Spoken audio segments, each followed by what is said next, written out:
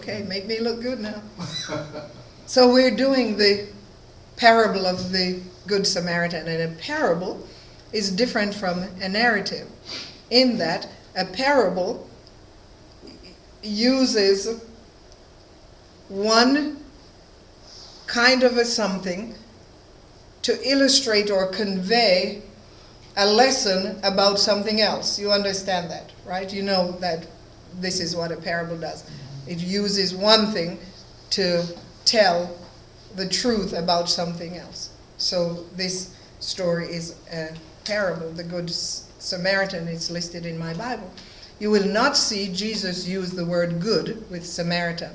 That was placed in the scripture by translators. So that's immediately something you should note, that Jesus did not call this Samaritan a good Samaritan. There's an important reason. Because the Samaritan story is the story of Jesus. He was telling his own story. And he himself, when he was called good master, what did he say? Yes, yes. Because he was emphasizing his humanity and telling the story of how he humanly came to save humanity. And you will see later on other stories of his divinity.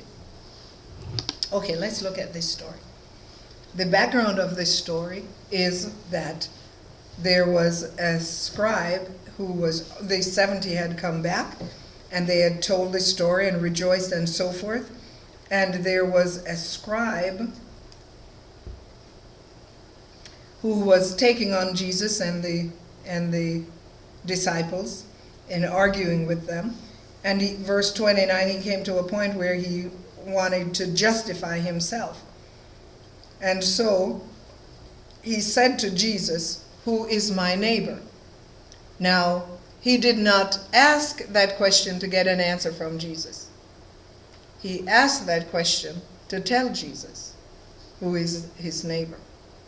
So, and we know that because Jesus replied and said, and when you read that in the Greek, it says that Jesus interrupted him. He asked the question. I told my students, it reminds me of when I first joined the Adventist church and I read everything, and I knew everything, and I believed everything. And I'd go to Sabbath school just to argue with the teachers. I'd raise my hand, they'd let me ask the question, but I wouldn't give them a chance to answer the question. I was so obnoxious. They used to hate seeing me coming into Sabbath school. And we have people who are like that. They ask a question, but you know they are asking it because they want to tell you what they know. Not because they want you to inform and educate them. And so this was what this scribe was doing to justify himself. He asked, "Who is my neighbor?" because he was about to tell Jesus who is the neighbor. But Jesus beat him to the punch and interrupted him and told him a story, a parable.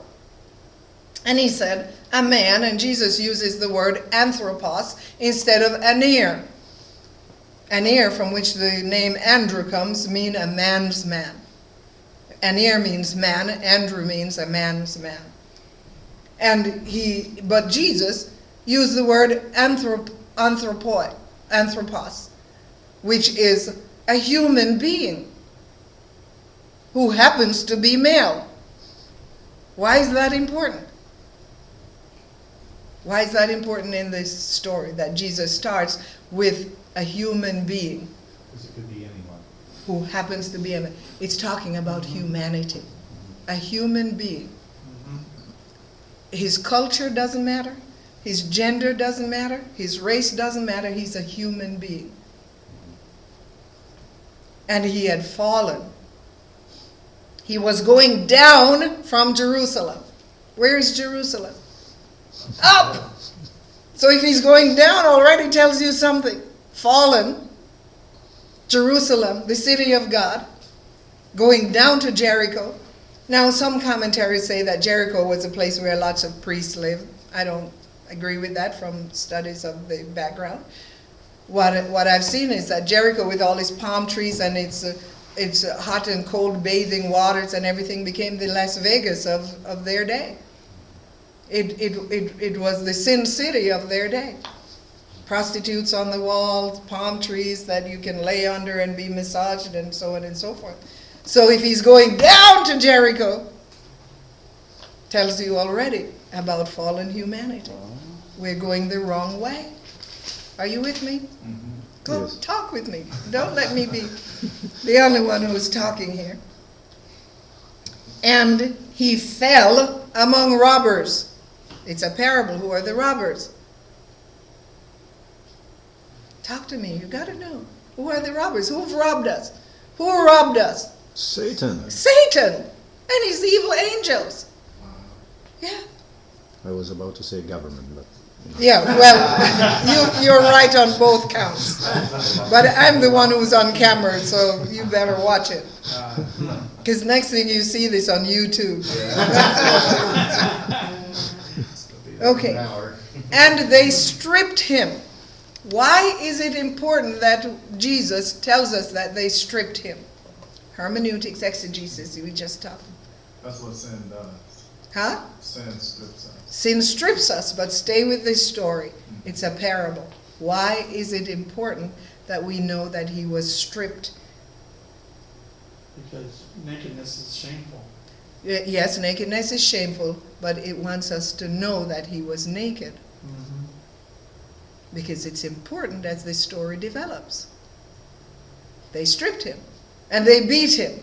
And sin beats us and robs us and all that. And they went away, leaving him half dead. Isn't that what sin does to humanity? Leaves us half dead. What's the half dead? Because there's still a spark of God in us. Sin cannot take the full image of God from us. But it can surely mar it so that we look half of what we were originally meant to be. So you're digging deeper in the parable. You're going under. You know, it's like diving into. You're going deeper and deeper. And by chance, a priest was going down. 2. Yes! He's going to evangelize. He's going to evangelize. Yes! He's going down to Jericho to save those heathens. So he's going down on the same road. Okay? Road. The way. And when he saw him, you would look up in the Greek and you would see that there are 2 Greek words for to see. You would notice that the Greek word that's used here is not to see like I see someone walking out there, but it's to look and examine. Close. And he was stripped. Uh-huh. So what did he see? He saw that he was a Jew. Circumcised. Mm-hmm. That's why we're told he was stripped. So the priest coming down from Jerusalem saw a Jew beaten on the side of the road. He looked, examined, and saw that he was one of them. And even though he was one of them, what did the priest do? He stepped over to the other side. After he examined, he didn't just... And that's what some of these ministers who rake and rape humanity and take all the resources and live up on the high hill, and the same people who send them their little pennies to make their dollars, they see their condition, but they walk on the other side. There's much in this story. Am I boring you? No. Work with me. Talk to me. I like questions and things.